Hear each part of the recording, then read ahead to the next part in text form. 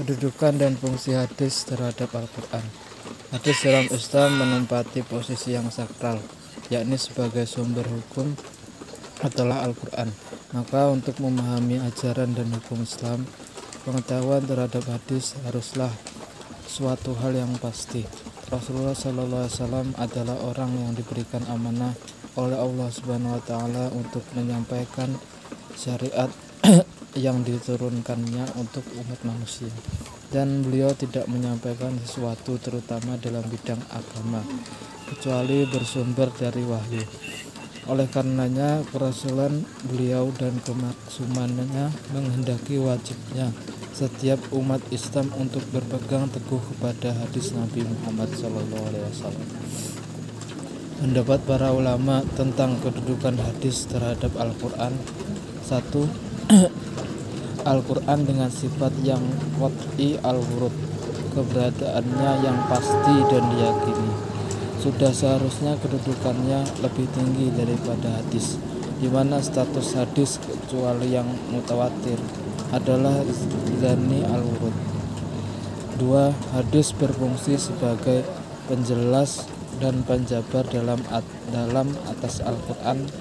Maksudnya yang dijelaskan adalah Al-Quran yang kedudukannya lebih tinggi, maka eksistensi dan keberadaan hadis sebagai bayan tergantung kepada eksistensi Al-Quran. 3. Sikap para sahabat yang selalu merujuk kepada Al-Quran terlebih dahulu jika bermaksud mencari jalan keluar atau suatu masalah.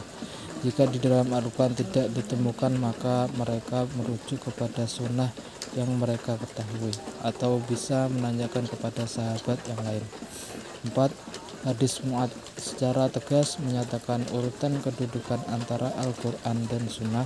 Sesungguhnya ketika Rasulullah hendak mengutus Mu'adz bin Jabal ke Yaman, beliau bertanya kepada Mu'adz, "Bagaimana engkau memutuskan perkara jika diajukan kepadamu?"